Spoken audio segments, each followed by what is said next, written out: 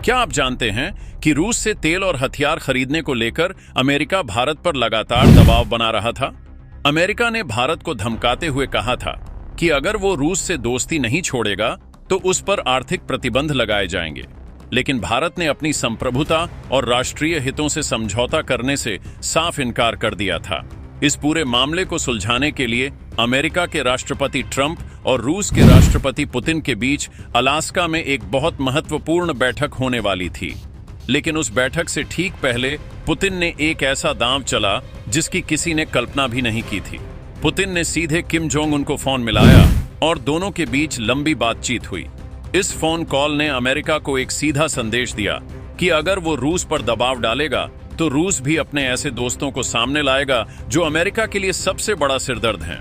इस phone call के बाद जो जानकारी सामने आई वो और भी चौंकाने वाली थी।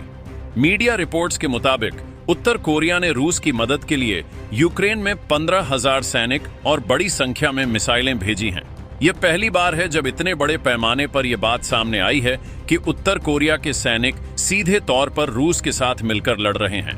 इस बात ने अमेरिका को बुरी तरह से चौंका दिया है। अब सवाल यह उठता है कि किम जोंग उन इस लड़ाई में क्यों शामिल हुए।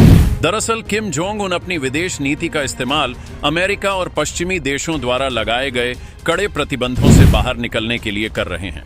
रूस के साथ मिलकर वो खुद को एक वैश्विक खिलाड़ी के रूप में स्थापित कर रहे हैं। बदले में ऐसा माना जा रहा है कि रूस उत्तर कोरिया को अनाज, ईंधन और आधुनिक मिसाइल तकनीक जैसी जरूरी चीजें दे रहा है। यह एक ऐसा सौदा है जिसमें दोनों का फायदा है और सबसे बड़ा नुकसान अमेरिका का है। लेकिन सबसे बड़ा सवाल यह है कि इस पूरे खेल में भारत कहां है और भारत की भूमिका क्या है।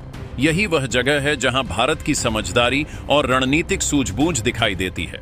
जब दुनिया की दो महाशक्तियां और एक तानाशाह अपने दांव चल रहे थे, तब भारत ने शांति से बैठकर अपने हितों को साधने का काम किया। उत्तर कोरिया की एंट्री ने भारत के लिए एक रणनीतिक लाभ पैदा कर दिया है। जब अमेरिका का पूरा ध्यान रूस और उत्तर कोरिया के नए गठबंधन से निपटने पर होगा, तो भारत पर दबाव डालने की उसकी क्षमता अपने आप कम हो जाएगी। इसे कहते हैं रणनीतिक ध्यान भटकाना, यानी दुश्मन का ध्यान कहीं और भटकाकर अपना काम निकालना। भारत ने सीधे तौर पर कुछ नहीं किया, लेकिन उत्तर कोरिया के आने से भारत के लिए एक आरामदायक स्थिति बन गई है। अब अमेरिका भारत पर रूस से तेल या हथियार खरीदने के लिए प्रतिबंध लगाने से पहले 1000 बार सोचेगा, क्योंकि अगर उसने ऐसा किया तो भारत के पास रूस के नेतृत्व वाले गुट के और करीब जाने का विकल्प हमेशा खुला रहेगा। भारत ने अपनी ऊर्जा, सुरक्षा और रक्षा जरूरतों को बिना किसी दबाव के पूरा करने का रास्ता साफ कर लिया है। इसके अलावा भारत रूस के साथ व्यापार में डॉलर की जगह रुपया और रूबल का इस्तेमाल बढ़ा रहा है। रूस, उत्तर कोरिया, चीन और ईरान जैसे देश भी डॉलर पर अपनी निर्भरता कम करना चाहते हैं।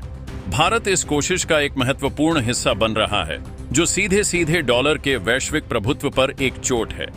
अगर ये देश डॉलर को बायपास करने में कामयाब हो जाते हैं, तो अमेरिका की आर्थिक ताकत की कमर टूट जाएगी। यह स्थिति भारत को सिर्फ अमेरिकी दबाव कम करने तक ही सीमित नहीं करती, बल्कि अंतर्राष्ट्रीय मंच पर भारत की स्थिति को और भी मजबूत करती है। शंघाई सहयोग संगठन (SCO) जैसे बहुपक्षीय मंचों पर, जहां रूस, चीन और ईरान जैसे देश सदस्य हैं, वहां उत्तर कोरिया के इस नए समीकरण के बाद भारत की भूमिका एक महत्वपूर्ण वार्ताकार और संतुलन बनाने वाले देश के रूप में और भी बढ़ जाएगी। भारत अपने पुराने और मजबूत रूसी संबंधों के जरिए इस नए अमेरिकी विरोधी गुट की गतिविधियों पर भी गहरी नजर रख सकता है, जो हमारी अपनी खुफिया जानकारी के लिए बहुत महत्वपूर्ण हो सकता है। और एक और अप्रत्यक्ष फायदा जो चीन और पाकिस्तान पर दबाव बनाता है। उत्तर कोरिया, जिसे चीन का नजदीकी माना जाता है, अब रूस के साथ सीधे तौर पर जुड़ गया है।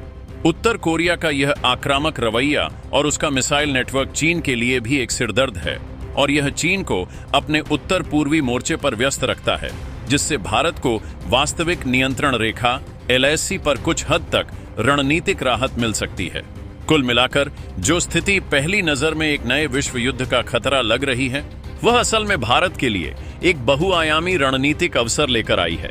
भारत ने अपनी स्वतंत्र और संतुलित विदेश नीति से यह साबित कर दिया है कि वो किसी के दबाव में आए बिना अपने राष्ट्रीय हितों को साधना जानता है और वैश्विक शतरंज की बिसात पर एक बहुत ही चतुर खिलाड़ी है। अब जब भारत के लिए यह नया समीकरण सामने आया है तो यह सवाल उठता है कि अमेरिका के राष्ट्रपति ट्रंप और रूसी राष्ट्रपति पुतिन के बीच होने वाली अलास्का बैठक का क्या नतीजा होगा। क्या ट्रंप इस नए मोर्चे के डर से भारत पर लगे प्रतिबंधों को हटा लेंगे? यह मानना मुश्किल नहीं है कि इस बैठक का माहौल अब पूरी तरह बदल चुका है। ट्रंप अब सिर्फ रूस से नहीं बल्कि एक नए और अप्रत्याशित विरोधी उत्तर कोरिया से भी निपट रहे हैं। यह स्थिति भारत को अपनी शर्तों पर बातचीत करने का मौका देती है। भारत ने यह साफ कर दिया है कि वह अमेरिका के साथ व्यापारिक संबंध बनाए रखना चाहता है, लेकिन अपनी ऊर्जा और रक्षा जरूरतों को पूरा करने के लिए रूस से भी दोस्ती नहीं तोड़ेगा। इस नए घटनाक्रम के बाद अमेरिका के लिए भारत को अलग थलग करना और भी मुश्किल हो जाएगा। इस पूरे मामले में चीन की भूमिका भी कम महत्वपूर्ण नहीं है। चीन, जो हमेशा से उत्तर कोरिया को अपने प्रभाव में रखता था, अब रूस और उत्तर कोरिया की इस बढ़ती दोस्ती से चिंतित हो रहा है। किम जोंग उन का रूस के साथ सीधा जुड़ना चीन के लिए एक नया सिरदर्द है, क्योंकि यह उसके प्रभाव क्षेत्र में एक और महाशक्ति को ले आता है। यह स्थिति चीन को अपने उत्तरी पूर्वी सीमा पर व्यस्त रखेगी, जिसका सीधा फायदा भारत को अपनी वास्तविक नियंत्रण रेखा LAC पर मिलेगा। जब चीन का ध्यान कई मोर्चों पर बंटेगा तो भारत को अपनी सीमाओं को और मजबूत करने का मौका मिलेगा। यह एक ऐसी रणनीतिक राहत है जो भारत को लंबे समय से चाहिए थी। इस बदलते समीकरण का असर सिर्फ राजनीतिक और सैन्य क्षेत्रों तक ही सीमित नहीं है, बल्कि यह आर्थिक मोर्चे पर भी एक बड़ा बदलाव ला सकता है। भारत, रूस और अब उत्तर कोरिया जैसे देश व्यापार में डॉलर के इस्तेमाल को कम करने पर जोर दे रहे हैं। डॉलर की बादशाहत को चुनौती देने का यह एक बहुत बड़ा कदम है। अगर यह देश अपने व्यापार को अपनी मुद्राओं जैसे रुपया और रूबल में करने में सफल हो जाते हैं तो यह अमेरिका की आर्थिक शक्ति की बुनियाद को हिला सकता है। भारत इस मुहिम का एक अहम हिस्सा बनकर अपनी अर्थव्यवस्था को और भी मजबूत कर रहा है। यह एक ऐसा कदम है जो भारत को भविष्य में और भी ज्यादा आर्थिक स्वतंत्रता प्रदान करेगा। संक्षेप में, जो स्थिति पहली नजर में एक बड़े युद्ध का खतरा लग रही थी, वह असल में भारत के लिए एक बड़ा अवसर बनकर आई है। भारत ने अपनी स्वतंत्र और संतुलित विदेश नीति से यह साबित कर दिया है कि वह किसी के दबाव में आए बिना अपने राष्ट्रीय हितों को साधना जानता है।